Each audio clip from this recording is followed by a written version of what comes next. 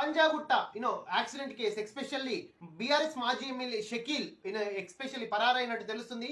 ఇద్దరు ప్రజెంట్ బోధన్ మాజీ MLA Shakeel and plus వాళ్ళ కొడుకు కూడా సోయల్ కూడా దుబాయ్ పారిపోయినట్టు తెలుస్తుంది.